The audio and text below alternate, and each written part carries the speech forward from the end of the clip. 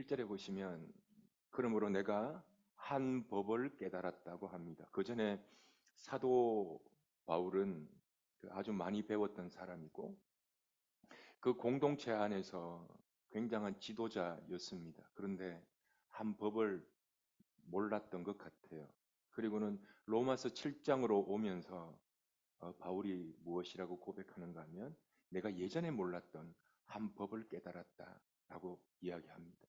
여러분, 이 이야기가 바울의 이야기가 아니에요. 오늘날 많은 사람들이 이 한 법, 그러니까 하나의 법이 아니에요. 또 하나의 이런 법이 있구나라는 그런 하나이에요. 그 하나의 법이 또 있다라는 걸 대부분의 사람들은 몰라요. 사람은 그 사람과 속 사람이 있다는 거예요. 머리로 이해하죠. 머리로 이해하는 건 이해하는 게 아니에요. 이걸 내 삶으로 어떻게 살아내느냐가 이 법을 아느냐 모르느냐에 이게 판가름이 나는 시점이거든요. 속 사람이 있고 그 사람이 있대요. 여러분이 내가 예전에 알고 있었다라는 이 개념이 아니라는 사실을 여러분 꼭 염두에 두고 이 말씀이 너무너무 중요해요. 속 사람과 그 사람이 있습니다.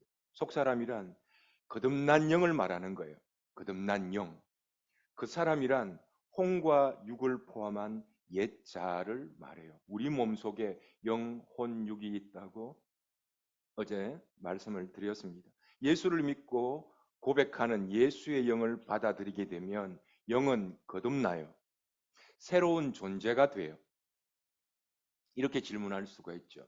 오케이, 목사님, 교회에서 그런 얘기 많이 들었습니다. 교회 오고 내가 예수를 주로 고백하면 내가 거듭나고 새로워졌다고 말하는데 예수 믿고 변한 게 없는 것 같아요. 예수 믿고 달라진 게 없는 것 같아요. 라고 질문할 수 있습니다. 이 대답에 대해서 여러분 성경적인 대답을 가지고 있어야 돼요. 뭐 내가 변해서 이 정도다 이런 얘기 말고요.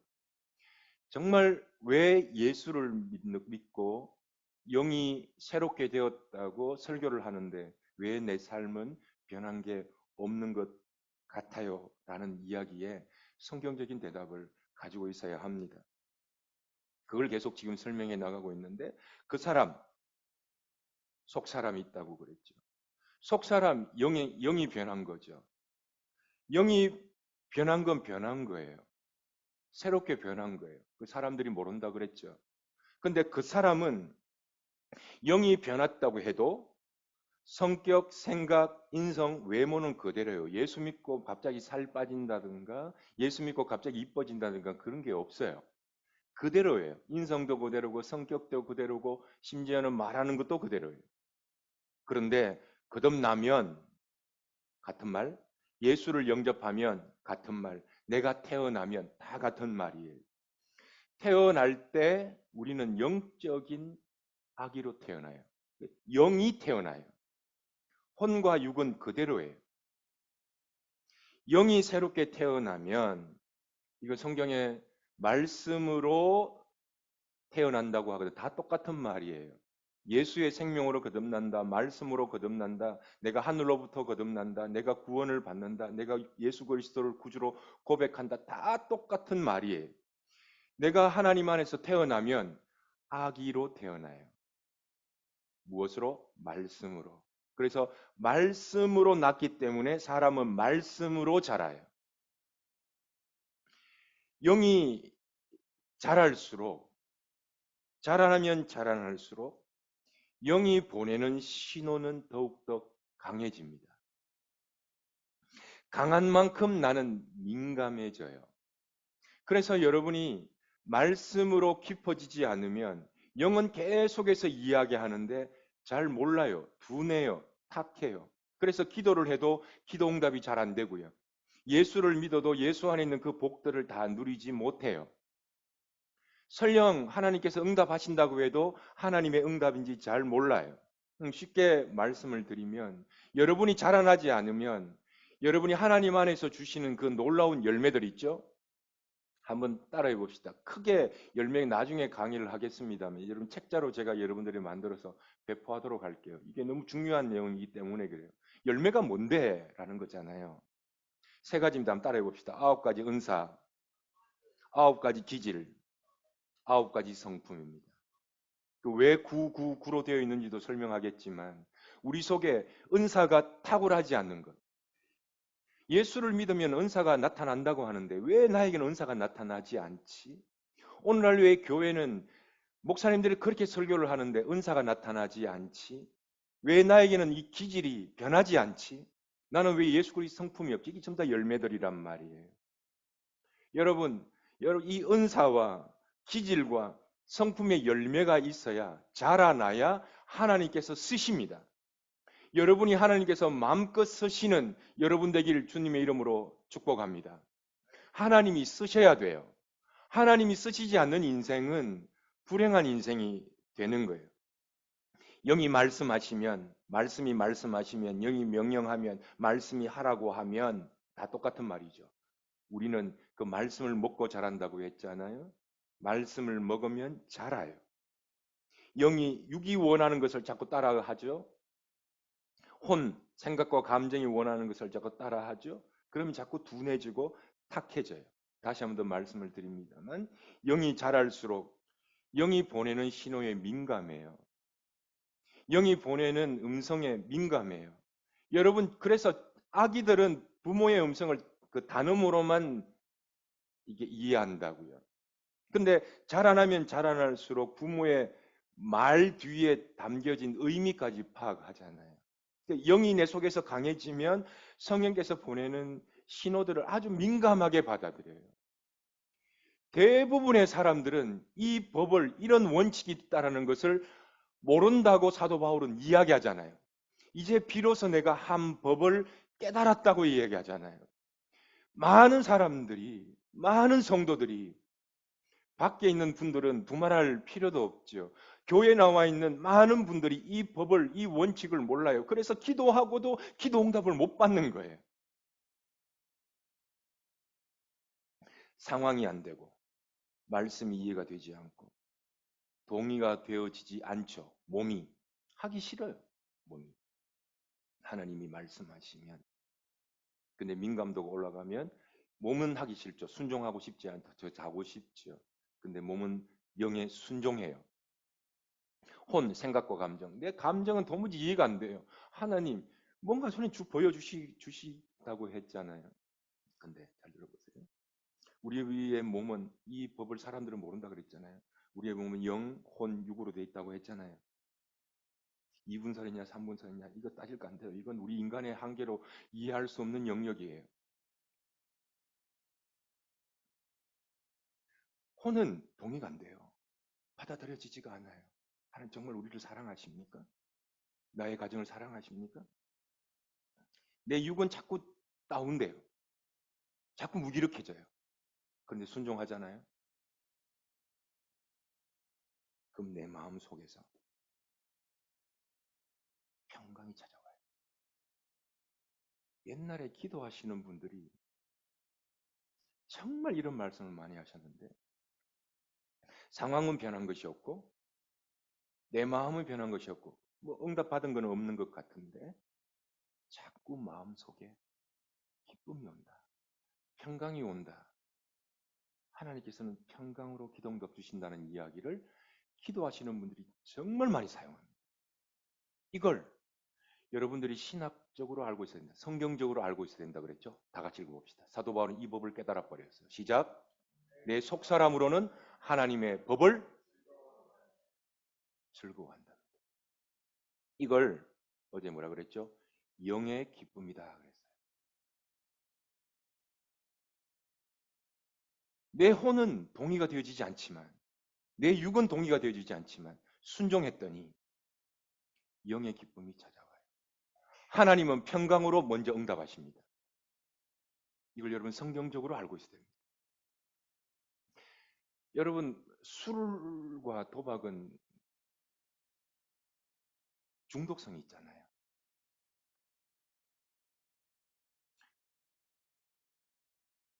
중독이 무서운 이유는 끄는 거예요, 나를. 근데 여러분 세상에서 제일 큰 중독이 뭔지 알아요? 제일 큰 중독. 그건 기쁨이라는 중독입니다. 모든 마약류나 모든 것은 기쁨을 주거든요. 그래서 중독 중에서 제일 큰 중독은 기쁨이에요. 근데 혼에서 주는 기쁨으로 멈추면 우리가 소위 말하는 애딕션, 세상이 말하는 중독이 돼요. 여러분 이거 있죠? 한번 성공하잖아요. 한번 성공하게 되면 엄청난 만족감이 찾아와요. 그러면 그때 찾아오는 그 기쁨이 이 세상 어떤 중독보다 기쁨보다 더 강한 자력을 줍니다. 그래서 이런 말을 하는 겁니다. 성공한 사람이 계속 성공합니다. 실패한 사람이 계속 실패합니다. 여러분 성공하시는 저와 여러분 되길 주님의 이름으로 축복합니다. 이게 굉장히 중요한 원리입니다. 그래서 기쁨을 자꾸 맛보면 해내요. 이거 어려워도 내가 해낼 수 있다고 느껴요. 여러분 내가 기도하는 게 응답이 잘 안 되잖아요. 근데 다른 기도하잖아요. 그럼 다른 기도할 때 그 기도가 평강을 주세요. 그럼 하나님께서 기도도 인도해 나가시는구나. 이걸 어떻게 한다고요? 기쁨을 한다고. 내 마음속에 영의 기쁨이라고 그래요. 여러분 기도하시다가 이 기쁨의 민감도가 높아지시기를 축원합니다. 이게 점점 예민해져야 돼요. 그래야 여러분들이 무엇을 할지 어디로 갈지 어떻게 해야 할지가 여러분이 하나님과 대화하고 응답할 수 있는 거예요. 교회는 이걸 가르쳐야 돼요. 대부분의 사람들은 이거 몰라요.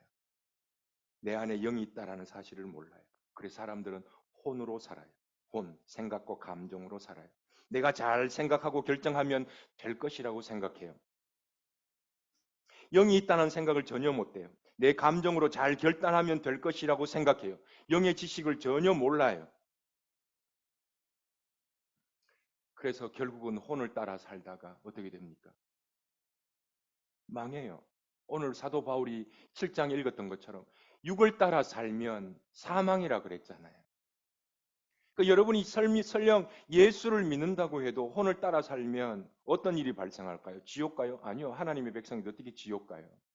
그러나 천국 갈 백성이 이 땅에서 지옥처럼 살다 가요. 얼마나 불행합니까? 여러분, 지옥이 무서운 이유는 지옥 한번 갔다가 오기 때문에 무서운 게 아니에요. 영원이기 때문에 무서운 겁니다. 한번 선택되어지면 그것이 한순간이 아니라 영원이기 때문에 위험한 거예요. 우리가 예수를 위해서 살다가 예수가 주시는 그 구원을 받는 것 중요하죠. 그러나 그것만큼 중요한 것이 하나님의 한 법, 하나님의 원리, 원칙을 우리가 알아서 예수가 주는 그 기쁨과 행복이 어떻다는 것을 우리는 알아야 돼요. 그래야 목회에 갇히지 않아요. 교회에 갇히지 않아요. 여러분 이 예수를 나의 구주로 영접하시는 여러분 되길 축원합니다.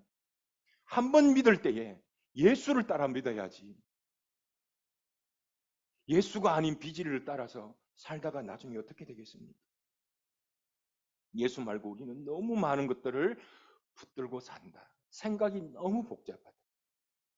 오늘 말씀 듣다가 여러분의 생각이 굉장히 단순해지시기를 부탁드립니다. 생각이 너무 많다. 복잡하다. 집착한다. 바울은 자기 혼으로 살았던 사람이 영의 세계가 있는지도 몰랐습니다. 혼이 강해서 아무리 말해도 바울은 무슨 말인지를 몰랐던 사람이에요. 그래서 바울의 이름은 처음부터 바울이 아니라 큰 자였습니다. 그 스스로 큰 자였습니다. 자기가 생각하고 자기가 감정으로 결단하고 아름답게 결정하고 최선을 다해서 살면 될 거라고 생각했던 스스로 큰 자였습니다. 그러나 하나님을 만난 이후에 그는 바울 작은 자가 되었습니다. 뭐가 작습니까? 혼이 작은 자. 그림으로 이겁니다. 여러분이 이런 사람이에요? 육이 강한 사람이에요? 영이 강한 사람이에요. 사도 바울은 처음에는 육이 큰 사람, 바울이었어요. 사울이었어요. 그러나 예수를 만난 이후에는 영이 크고 육은 작아진 바울로 변했잖아요. 하나님께서 이 영을 따라 사는 사람들을 오늘날 이 시대에 찾고 계십니다. 여러분이 가지고 계신 그런 걱정들, 여러분이 갖고 있는 그런 삶의 여러 가지 문제들 하나님 안에서 모두 해결받으시기를 축원합니다. 하나님께서는 하세요. 하나님께서는 하실 수 있으신 분이십니다. 우리의 자녀를 인도해 나가실 수 있는 분입니다. 이 믿음이 회복되기를 주님의 이름으로 축원합니다. 그래야 내 인생을 맡기잖아요. 그래야 내 가정을 맡길 수 있잖아요. 그래야 내 교회를 맡길 수 있잖아요. 하나님은 우리의 길을 인도해 나가시는 분이세요. 그래서 하나님은 이 예수 이야기를 하라고 성도를 부르는 거거든요. 이 예수 이야기 하라고 교회가 필요한 거거든요. 그러니까 여러분 만나고 나면 예수 이야기만 남아야 돼요. 어떤 분들을 만나면 세상 지식 그냥 안고 가잖아요. 우리의 입술 속에는 예수만 남았으면 좋겠어요. 왜? 예수가 우리의 삶의 최고이기 때문에 그래요. 예수 외에 다른 것이 필요합니까? 예수 외에 다른 어떤 것이 우리에게 무엇이 더 필요합니까? 사람들이 이해하고 안 하고는 두 번째 문제예요. 이 예수 이야기를 사람들이 좋아할까, 좋아하지 않을까는 두 번째 문제라고요. 제가 착해 보입니까? 못돼 보입니까? 로사 권사님 얘기해 주세요.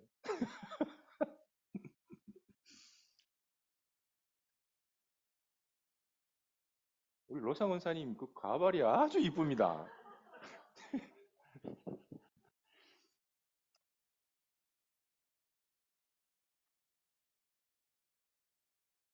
제가 너무너무 착한 사람이라는 걸 어느 순간 발견하는 거예요.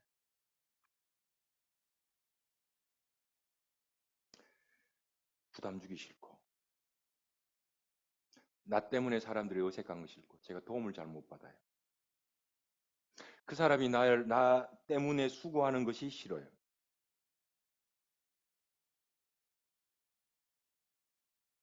여러분은 어떠세요? 제가 솔직하게 고백하면 목사입니다만 두 사람에게 복음을 못 전했어요. 하나는 하나는 가족이고 하나는 친구예요.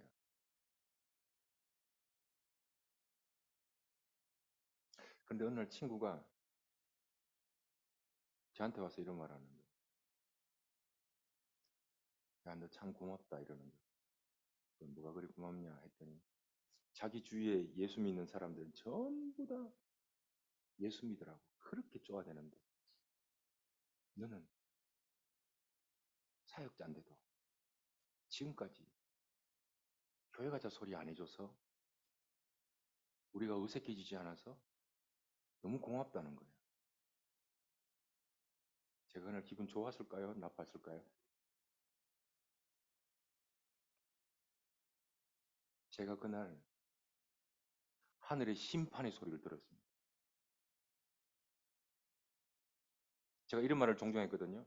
뭐 전도를 말로 하나? 삶으로 하지?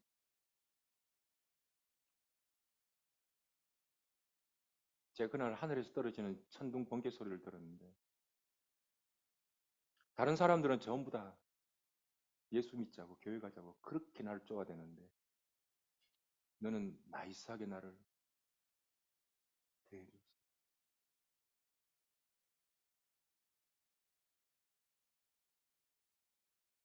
나는 그 친구를 선택하고 하나님 전하는 것을 포기했구나. 왜? 내가 착해서. 여러분, 영혼에 관심이 없다는 것은 하나님을 아직 깊이 모른다는 말입니다. 여러분이 아이 하나가 막 기어서 우물가로 막 기어간다고 생각해 보세요. 우물가로. 그럼 여러분들이 가만히 있겠어요? 누구 애든지 우물가에 막 기어가는 아이를 막을 거예요. 여러분들이 영적 세계를 알고 이 영원한 심판을 향해서 걸어가고 있는 사람들을 보고 있다면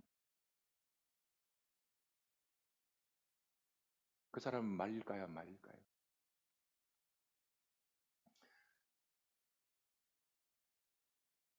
저는 착한 사람이었습니다. 이걸 다른 뉘앙스로 한번 말해볼까요? 제가 천둥 번개 소리 들었던 그 얘기.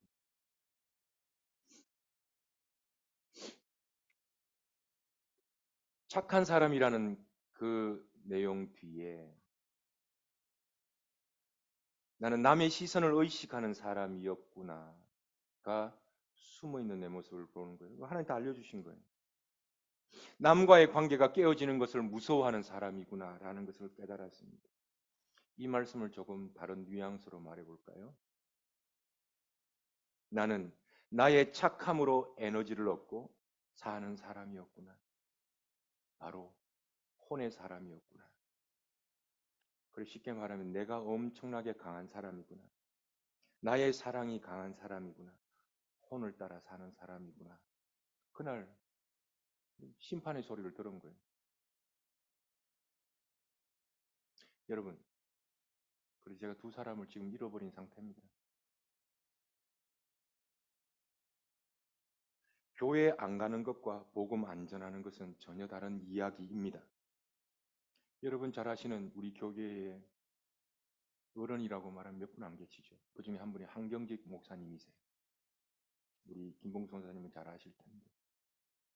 한경직 목사님이 소천하실 때에 그 가족들에게 이렇게 얘기했답니다. 내 제자들 보고 싶다 하니까 한경직 목사님이 제자를 쭉 부르면 어떤 사람들이 모일까요? 교계에 난다 긴다 하시는 목사님들이 다 모일 것 아니에요. 한경직 목사님의 제자들입니다. 그리고 숨이 헐떡이면서 그 제자들에게 뭐라고 말한 줄 아세요? 예수 잘 믿으라 그랬어요. 총회장이고 수만 명의 담임 목사들이 모인 그곳에 한경희 목사님이 마지막 숨 거두시면서 하시는 말씀이 너희들 예수 잘 믿으라 해요. 그러니까 한 목사님의 마지막 메시지 하나는 예수밖에 없는 사람이었어요. 예수 없는 사람에게 예수 믿으세요라고 말할 수 있는 그 힘. 교회 다니는 사람에게 예수 잘 믿으세요라고 말할 수 있는 그 에너지 말입니다. 여러분 어려운 개념 하나 말씀드릴까요? 굉장히 어렵습니다. 착함은 존재에 기원하는 말이 아니라 행함에 근거하는 말입니다. 어렵죠? 좀 쉽게 설명해 볼까요? 여러분 착하다라는 건 도둑들도 자기 사이에서는 착할 수 있습니다. 착한 행위를 할 수 있습니다. 왜냐하면 훔친 물건 가난한 도둑에게 더 많이 줄 수 있으니까요. 그래서 착함은 착할 수 없는 상황이 오거나 자신의 이익과 부딪히면 사람이 비겁한 사람이 돼요. 왜? 행위에 근거하기 때문에 그래요. 비겁한 사람은 핑계와 변명으로 자신을 속이다가 좌절하는 사람이 돼요. 그래서 착함은 반드시 좌절해요. 행동이기 때문에 그래요. 왜냐하면 착하다라는 건 우리의 행위에 근거하기 때문에 착할 수 없는 상황이 오면 비겁해지고 변명하고 좌절하고 실패해요. 여러분 그럼 착하지 말아야 됩니까? 이런 흑백 논리를 말하는 게 아니에요. 착하죠. 선해야 되죠. 그러나 그게 혼의 착함, 혼의 선함으로는 안 된다는 거예요. 혼의 선함이 뭡니까? 사람 눈치 보는 거예요. 그러니까 아무런 말도 못하는 거예요. 죽어가는 사람들에게 아무런 진리를 외치지 못하는 거예요. 왜? 착하니까. 부담 주기 싫으니까. 예수 없이 착한 사람들은 기본적으로 성령의 열매를 거둘지 못합니다. 9가지 은사, 9가지 기질, 9가지 성령의 열매를 거두지 못합니다. 그래서 내가 영을 따라 살지 아니하면 반드시 우리의 영은 죽어요. 공허해요. 그래서 바울은 이렇게 얘기합니다. 다 같이 시작. 오라 나는 공고한 사람이로다. 이 사망의 몸에서 누가 나를 건져내랴. 나는 기쁨이 없는 사람. 오라 나는 혼이 많은 사람이로다. 오라 오라 나는 혼이 강한 사람이로다. 여러분 착한 사람들이 하나님의 영을 만나지 못하는 것만큼 강한 사람이 없습니다. 착함으로 자신의 삶에 에너지를 얻기 때문에 그래요. 제가 그날 얼마나 하나님 앞에 심판을 받은지 몰라요. 아무에게도 예수를 전하지 못하는 사람 된 거예요. 그래서 가족 한 사람 잃어버렸어요. 영원히 잃어버렸어요. 내가 그 사람에게 예수를 왜 전하지 못했을까?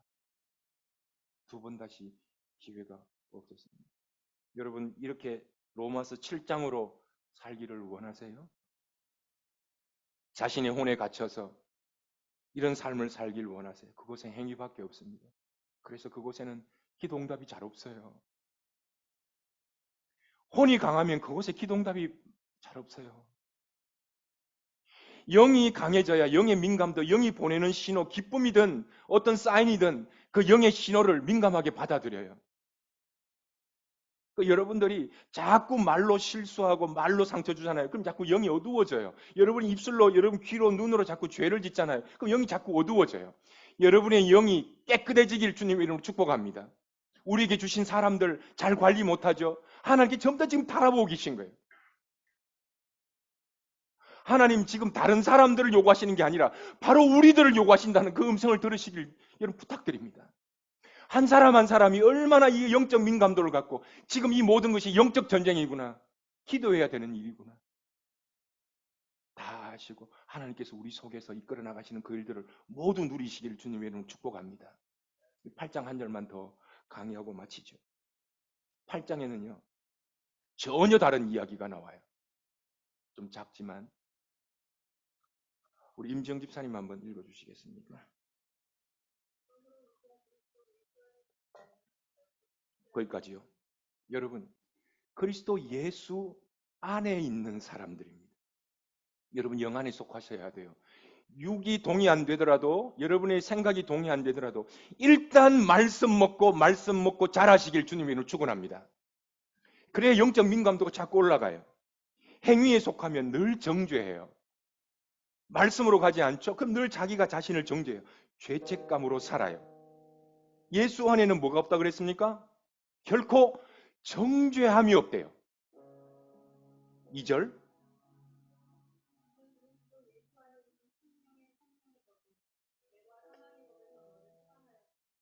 여러분, 우리가 행위가 아니라, 혼이 아니라 영을 따라, 말씀을 따라, 그러니까 예수의 말씀이 있는 곳에 들어가면 우리의 모든 묶여있는 것들이 해방되는 놀라운 역사가 일어납니다. 묶인 것들이 해방됩니다. 여러분 생각이 먼저 풀려야 돼요. 자, 이렇게 따라해 봅시다. 나는, 더 크게요. 나는 주 안에서 할 수 있다. 하나님은 할 수 있다고 하는데 자꾸 안 된다고 하면 하나님 슬퍼하세요. 도전하세요, 여러분. 할 수 있다고 말하세요. 여러분의 혼에 갇혀서, 여러분의 실패에 갇혀서 아무 일도 하지 않죠. 그러면 아무 일도 일어나지 않아요. 어떤 사람들이 어떤 일들이 나에게 주어지는가 그건 염두에 둘 게 아니에요. 어떤 일이 온다 할지라도 그건 시험거리가 아니라 그건 나를 강하게 만드는 하나님의 축복의 통로가 되는 것입니다. 이번 돌덩어리 하나 잘 하나님께서 이기게 해주십시오. 우리가 기도하고 나가잖아요. 그럼 우리 모두에게 그 돌덩어리를 제거하시는 은혜를 주시는 거예요. 하나하나가 전부 다 축복의 통로인 겁니다. 우연하게 하나님 우리의 시험거리 주시는 분이 아니세요. 하나님은 좋으신 하나님이세요. 오든지 안 오든지 그건 우리가 알 바 아니에요. 우리는 진리를 전하고 최선을 다해서 하나님의 말씀으로 사랑하다가 결과는 하나님께서 알아서 하실 거예요. 나의 할 일은 뭡니까? 예수 전하는 거예요. 예수 담아주는 거예요. 계속요. 3절.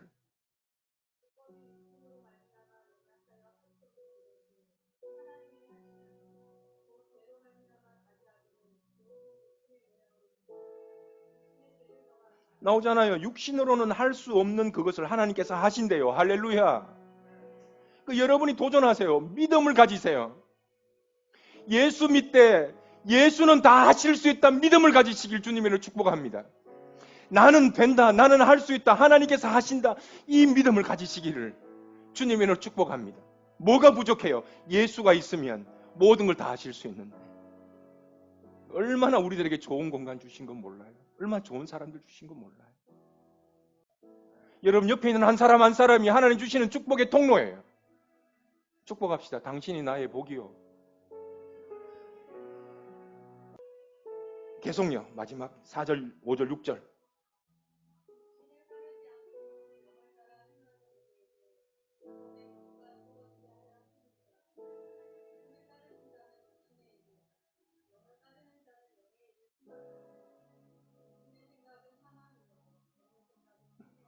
믿으시죠?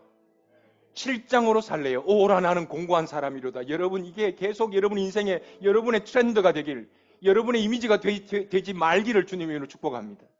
늘 하니까 오라 공고한 사람이로다. 사업인데 오라 나는 실패한 사람이로다. 이 모든 것이 끊어지는 여러분 되길 주님으로 축복합니다. 7장으로 살래요. 8장으로 살래요. 우리 중요한 기도에 서 있습니다. 한 사람 한 사람이 중요한 때입니다. 지금 누가 오는지 안 오는지, 우리에게 어떤 일이 나는지 그 중요한 때가 아니에요. 내가 말씀 안에서 바로 쓰고 하나님께서 가라고 하시는 그 길로만 우리는 묵묵히 가면 하나님께서 우리의 모든 것을 책임져 주십니다. 모두 이제 8장의 여러분 영적 리더자 되길, 영적 거인 되길 주님은 축복합니다.